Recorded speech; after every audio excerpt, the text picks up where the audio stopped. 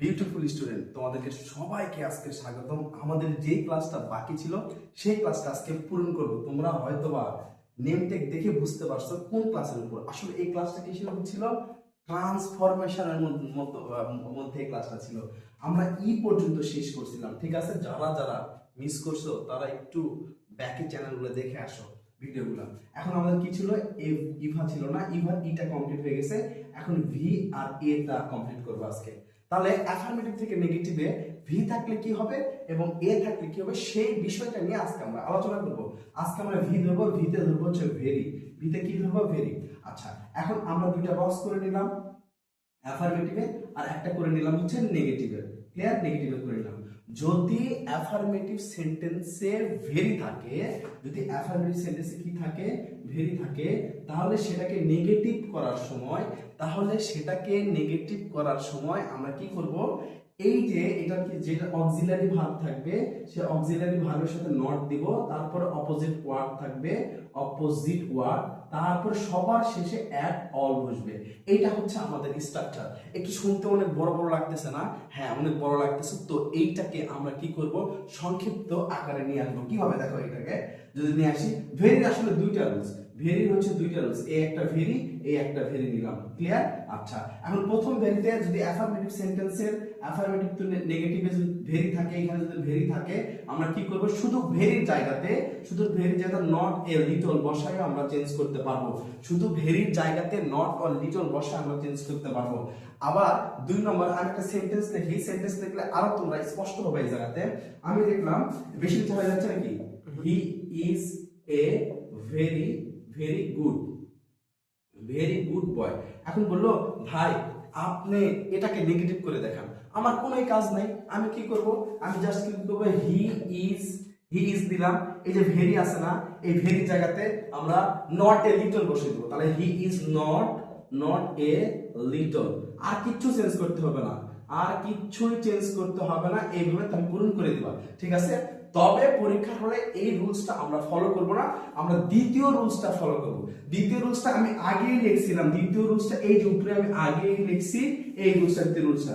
এখন এটা আমি কিভাবে করতে পারি? আমি একটা স্ট্রাকচারের মাধ্যমে তোমাদেরকে বুঝাই, তাহলে তোমরা আরো ভালো বুঝবা। আমি এটাই তুলে নিলাম, আমি নিলাম হচ্ছে হি ইজ এ, ঠিক আছে, good, he is a very very good boy. এখন আমাকে বললো যে ভাই আপনি এটাকে কি করেন? আপনি এটাকে হচ্ছে নেগেটিভ পেয়ে যাবেন। আমি নেগেটিভ কেমন করে করব? আমি কি করব? দেখো, সবার শেষে এই যে আমাদের কি করব? এই সাবজেক্ট থাকবে, ভার্বের জায়গায় ভার্ব বসিয়ে দিলাম, সাবজেক্টের জায়গায় সাবজেক্ট, ভার্বের জায়গায় ভার্ব বসিয়ে দিলাম, ঠিক আছে? এবং যখন আমাদের এই ভেরি থাকে, যখন এটা আমাদের ভেরি থাকবে, সবার শেষে 100% তুমি শিওর থাকো তোমাকে অ্যাট অল বসাতেই হবে। তুমি যদি না বসাও তাহলে হচ্ছে জিরো পাবা, ঠিক আছে? এখন আমরা কি করব? দেখো, আমি সাবজেক্ট উপরে যে স্ট্রাকচার আছে, পুরো সাবজেক্ট বসিয়ে দিলাম, অক্সিলারি ভার্ব বসিয়ে দিলাম। এখন কি করব? নট নিব, নটের পরে কি করব? আমাদের যে এই যে অপোজিট যে ওয়ার্ডটা আছে না, এই যে এই অ্যাডজেক্টিভ যে ওয়ার্ডটা আছে না, এই অ্যাডজেক্টিভ ওয়ার্ডের অপোজিট ওয়ার্ড বসাবো। তাহলে হি ইজ নট, এটা তাহলে গুডের অপোজিট ওয়ার্ড আমরা জানি হচ্ছে ব্যাড। তাহলে he is not bad boy at all.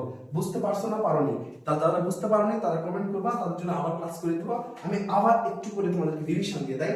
আমরা হচ্ছে এই যে ভেরির আমাদের দুইটা রুলস। ক্লিয়ার? প্রথমটা, ভেরির জন্য আমরা বসাতে পারি নট এ লিটল, হ্যাঁ। আর পরেরটা কি হবে? পরেরটা এই যে ফুল যে স্ট্রাকচার আছে, এই স্ট্রাকচারটা কি, তবে আমি বলছি যে এই স্ট্রাকচার আমরা পরীক্ষায় লিখবো না, এটা লেখা ট্রাই করবো, কারণ এটা সবথেকে বেশি দেওয়া থাকে। এটা কি হলো?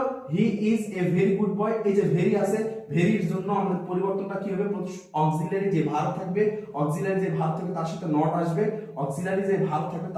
আসবে, তারপরে অপোজিট ওয়ার্ড, এবং সবার শেষে আমাদেরকে অ্যাট অল বসাতেই হবে সবার শেষে। আমি যদি আবার স্ট্রাকচার লিখি, এখানে সাবজেক্ট তার নেগেটিভ করার সময়, ভেরি রুলসে নেগেটিভ করার সময় সাবজেক্ট লিখলাম, তারপরে ভার্ব লিখলাম, ক্লিয়ার? তারপরে ভার্ব মানে এটা, এখানে ভার্বটা কিন্তু আমাদের অক্সিলারি ভার্ব হবে, অক্সিলারি ভার্ব, তারপরে নট দিলাম, ক্লিয়ার? নট দেওয়ার পর কি করতে হবে, আমাদেরকে অপোজিট ওয়ার্ডটা নিতে হবে, অপোজিট ওয়ার্ড, তারপরে ওয়ার্ড চললো এবং সবার শেষে অ্যাট অন। এটাই হচ্ছে আমাদের স্ট্রাকচার। এখন এখানে আরেকটা কথা আছে, যদি আমরা এই স্ট্রাকচার থেকে বলে যে ভাই আপনি অ্যাফার্মেটিভ করেন, কিভাবে?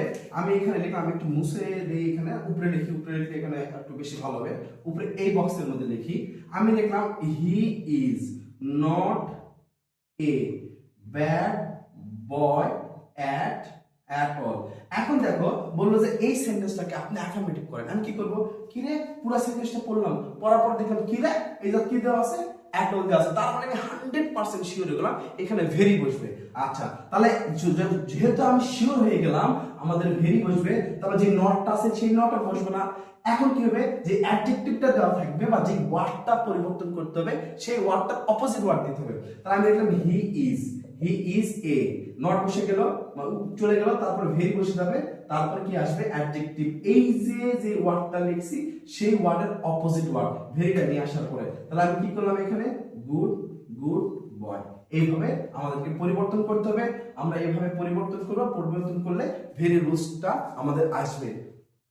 এখন পরবর্তী আমাদের এ ক্লাস দেখার জন্য তোমাদেরকে আমাদের পরবর্তী ভিডিওর জন্য তোমরা আমাদের সাথেই থাকো।